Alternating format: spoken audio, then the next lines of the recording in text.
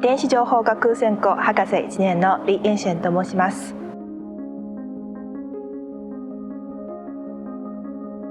私が所属している研究室は、コンピュータービジョンとマルチメディア処理を中心に研究を行っています。具体的には、基本的な画像認識の技術から、漫画工学や、フードコンピューティングなど実用的な、研究まで幅広い分野の研究を行っています。私は現在、漫画を工学的に分析する研究を、行っています。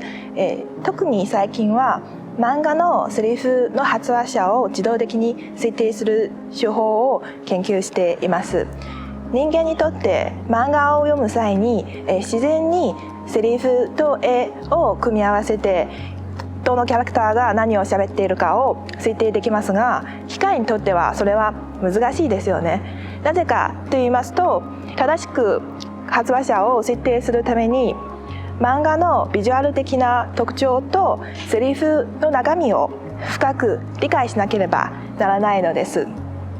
なので私の研究では、機械がどうやって画像とテキストの情報を活用して発話者を特定するかについての方法を探しています。話者設定の研究ができたらいろいろな場面で応用できると思います。例えば普通の機械翻訳は、全部同じ口調で翻訳されていますが、もしそのセリフをどのキャラクターが喋っていることが分かっていたら、キャラクターの特徴によって、もっと個性的な翻訳ができると思います。私は結構子供の頃から日本のアニメが好きで、アニメを見ることをきっかけに日本語を勉強し始めたんです。そして漫画と、アニメに興味を持っていますので、将来それと関わる研究がやればいいという、気持ちで今の研究室に進学しました。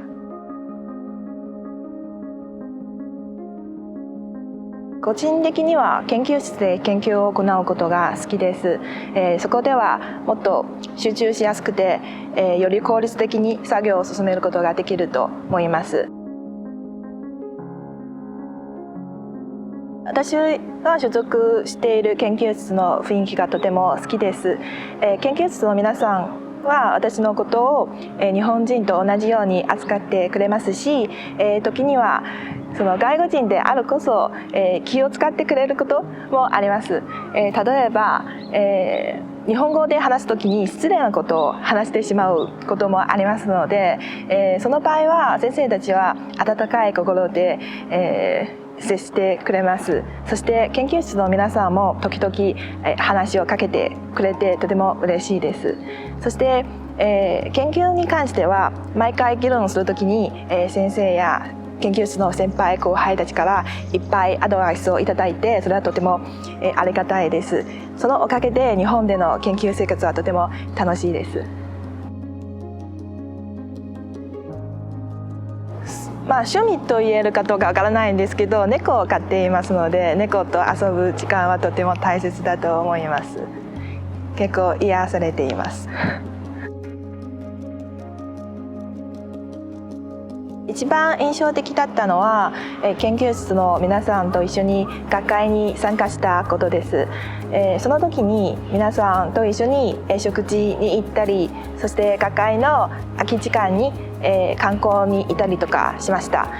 その以前はコロナの影響で研究室の皆さんとあんまりコミュニケーションを取れなかったので、その学会がきっかけで皆さんとの間の距離が縮めたという感じになります。最初に行ったのはミルという、日本国内で画像処理とパターン認識の、研究を行っている学会となっていて、4日の間に続いています。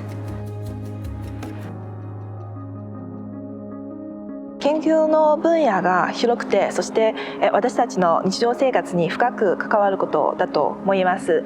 例えば、電子情報学専攻で扱っている研究はハードウェアから、ネットワーク、メディア処理まで、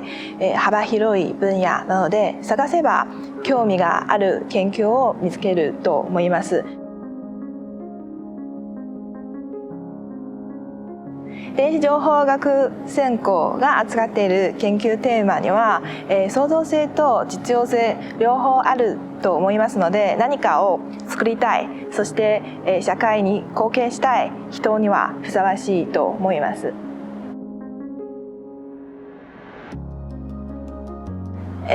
研究とは何か新しいものを作ることなので、その常に好奇心を持っていること、そして、学び続ける姿勢が大切だと思います。私今博士1年生なのでまた先ではありますが、自分の趣味を仕事として、できたらとても幸せなことだと思いますので、できれば卒業した後でも今やっている研究に関する仕事に続けたいと思っています。博士課程で学んだことを活用して、より良い社会を作ることができればいいなと思います。特にはエンタメ業界とのコラボレーションができたら、それはとても興味深いことだと思います。ある程度の数学とプログラミングの基礎知識が必要ではありますが、そんなに心配する必要がないと思います。